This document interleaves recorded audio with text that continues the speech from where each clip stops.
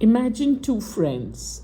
They fought the same battles, won the same victories, earned the same honor. Then they hear similar prophecies, but one becomes Scotland's greatest tyrant, the other remains honorable until his dying breath. The same battlefield, same witches, similar words. So here's the real question. If Macbeth and Banquo hear similar prophecies, why do they choose completely different paths? Today, we are going to discover that Shakespeare may have already given us the answer through Banquo. Welcome back to Between the Lines with Smitha.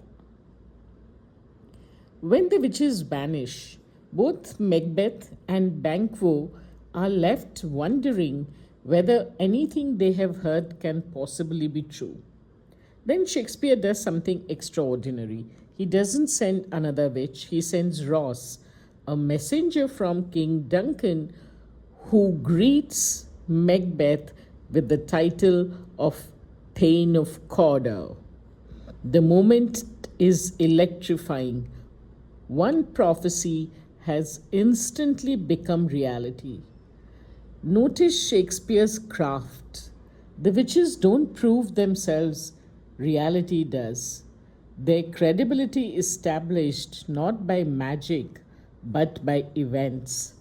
This is precisely what makes the remaining prophecy so dangerous.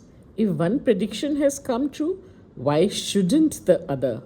The audience suddenly finds themselves asking the same question as Macbeth. Could he really become king? Shakespeare has carefully aligned our curiosity with Macbeth's own. Notice how Macbeth's imagination outruns reality. Ross has finished speaking.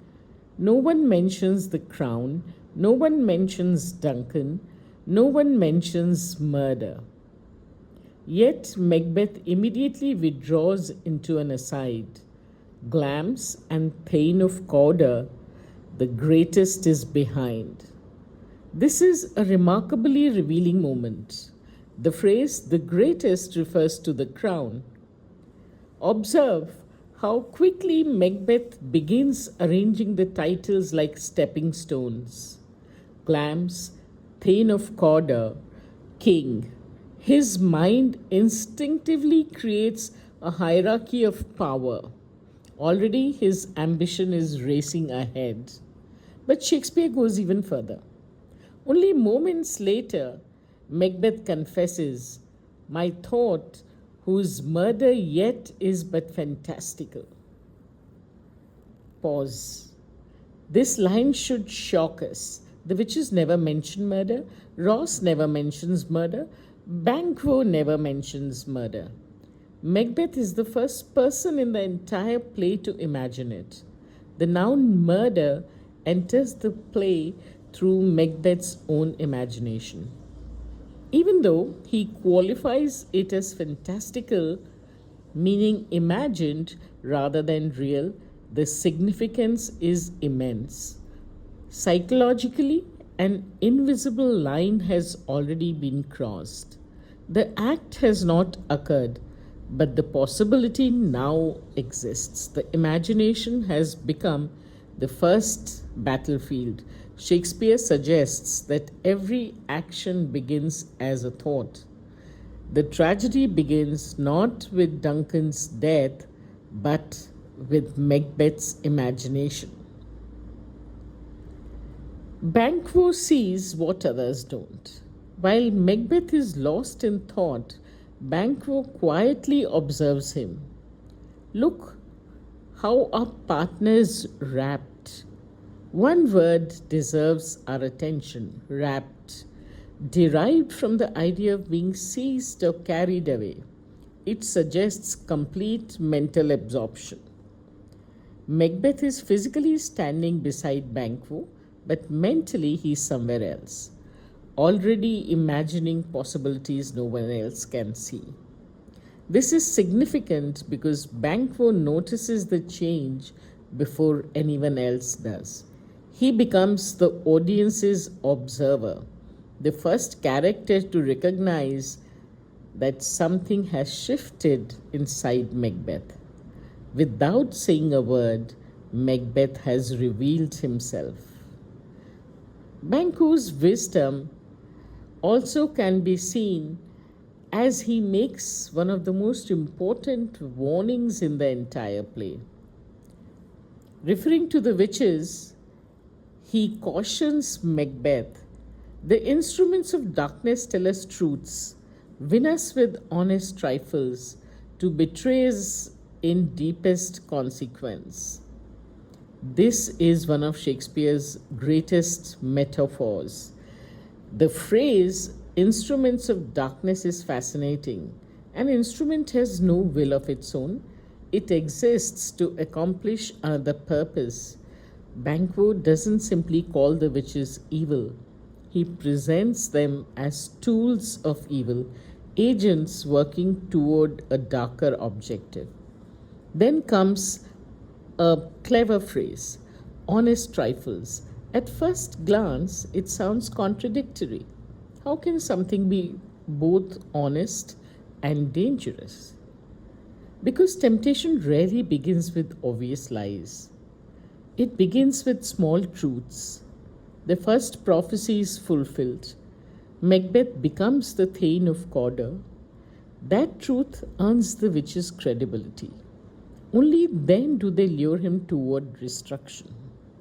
Banquo understands that deception is most effective when mixed with truth.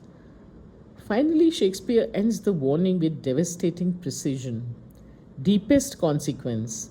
Notice the escalation. Truth, trifles, consequence. The language moves from something small to something catastrophic. Banquo recognizes a pattern that Macbeth completely misses. One sees confirmation, the other sees manipulation. So the question is, why create Banquo at all? Because Shakespeare wants to answer one of the greatest questions in the play. Are the witches responsible? Or is Macbeth? If Macbeth stood alone, we might blame fate, we might blame prophecy, we might even blame supernatural forces. But Shakespeare deliberately places Banquo beside him.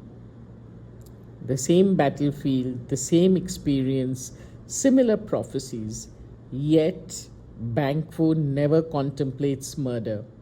He questions, he reflects, he remains skeptical. Macbeth imagines the crown, Banquo questions the source. Macbeth sees opportunity, Banquo sees danger. Macbeth allows ambition to govern reason, Banquo allows reason to govern ambition.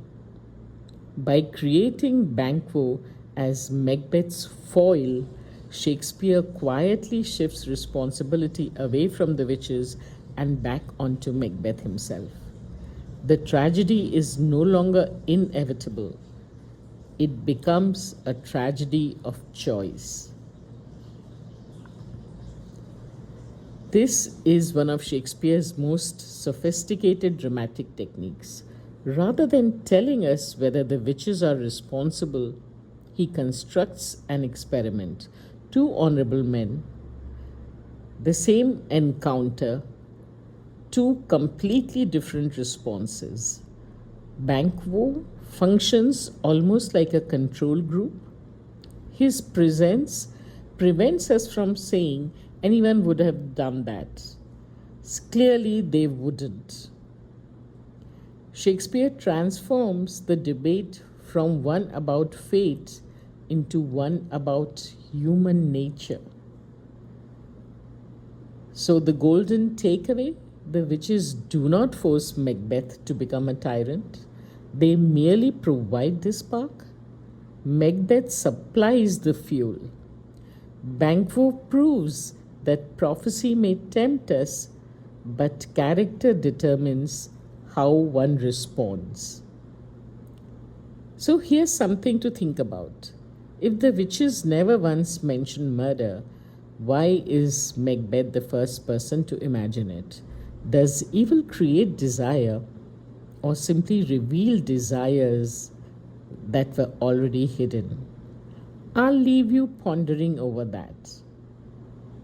In the next lesson, we meet Lady Macbeth, Macbeth's wife. Lady Macbeth reads a single letter and immediately understands something that Macbeth himself does not. Who's Lady Macbeth? A loving wife? The true villain of the play? Or simply someone who recognizes the ambition already hidden within her husband? That's exactly what we'll explore in the next episode. Till then, keep looking, keep questioning, keep reading between the lines. I'm Smitha.